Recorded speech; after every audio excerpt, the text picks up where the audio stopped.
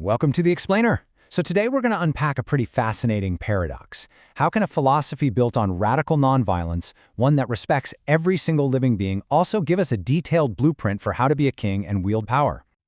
Okay, let's just dive right into this, right? Because when you hear Jainism, your mind probably jumps to monks sweeping the path in front of them so they don't harm a single ant. But what's wild is that ancient Jain texts also lay out a whole philosophy of statecraft. How is that even possible?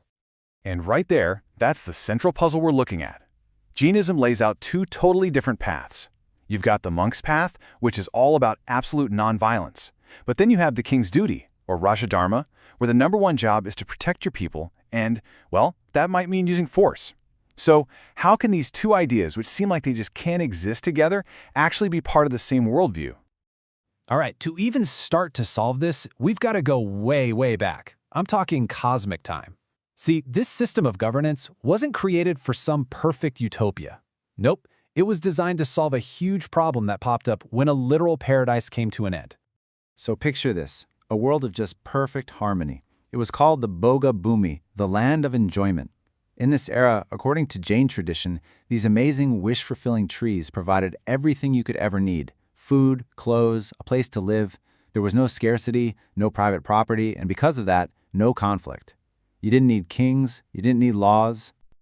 Yeah, but here's the thing, it didn't last. As the great cosmic cycle turned, these magical trees started to disappear, and for the very first time, people felt hunger. They had to deal with scarcity. They had to claim things as their own.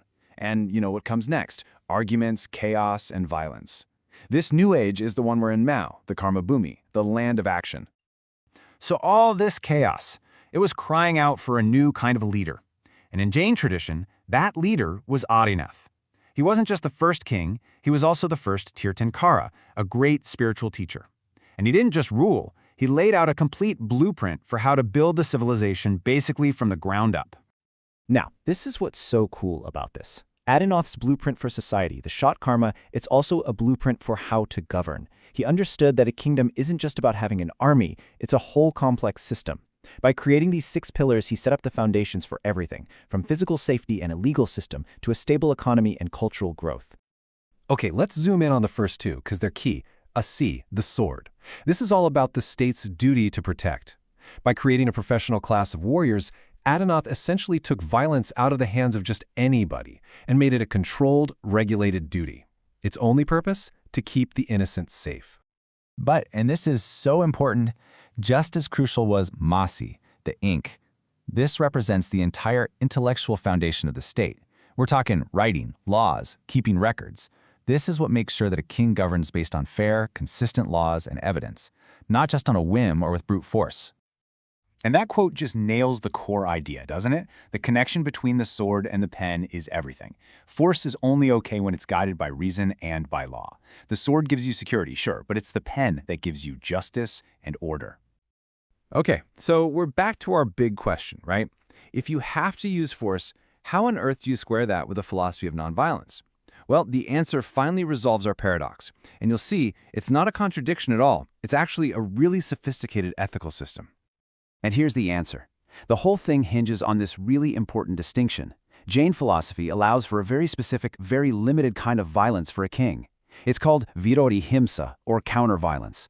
This isn't about going out and starting fights for conquest or for treasure. No, this is seen as a mandatory duty for a ruler to defend his people and his land. If he refused, he'd actually be failing at his job. But get this necessary violence is not a blank check, not even close. It comes with an incredibly strict set of ethical rules meant to minimize harm as much as humanly possible. The rules are crystal clear. Fighting is only for the battlefield. You have to spare anyone who's unarmed, and you absolutely must protect culture and nature. It's really a framework for a just war in the deepest sense of the term. And you know, this whole ethical code for war, it's actually just one piece of a much bigger puzzle. The state is seen not as a machine, but as a living body with 7 essential parts, or limbs. This is so important because it shows that the army isn't even the main thing. It's just one limb that has to work in perfect harmony with the leader, the advisors, the economy, and even your allies, all to keep the whole state healthy and thriving. All right, and this brings us to what I think is maybe the most profound takeaway from all of this. It's a view on how to govern and on power itself that is just radically different from what we're used to. Think about how most cultures treat their kings, right? They're often seen as divine, and being king is the ultimate prize. Well, Jainism flips that completely on its head. Being a king is considered karmically dangerous. Why? Because a ruler has to use force and make choices that will cause harm. Their spiritual journey is seen as way more difficult and, frankly, inferior to the path of a monk who's given up the world entirely. There's this amazing story that just perfectly illustrates this point. A king named Shrenika went to Lord Mahavira and asked him a question. He said, "I'm a powerful king. There's this butcher in my kingdom who's notoriously cruel. How can I use my power to save him from a terrible rebirth because of all his bad karma?" And Mahavira's answer, wow. It shows you exactly what a king's power is for and what it's not for. He basically said, you can't interfere with an individual's karma. You can't save his soul. But, and this is the key, you have the power and the duty to change the laws. You can create a more ethical society where that kind of cruelty is discouraged. For instance, you could ban animal sacrifice and reduce the chance for anyone to create that bad karma in the first place. So at the end of the day, this whole system, this entire blueprint for how to govern, it's not about grabbing power or seeking glory. It's a manual for moral restraint when you're under the incredible pressure of leadership. The ideal king is like a father to his people, compassionate and protective, but a lion to his enemies, a fierce and fair defender of justice, who only ever uses his power to keep the peace. And that leaves us with a really tough question, one that's just as relevant today as it was thousands of years ago. In our world, where power is so often the ultimate goal, what if we saw it differently? What if we saw it as a dangerous but necessary burden? How would that change the way our leaders govern? It's definitely something to think about. Thanks for joining us on The Explainer.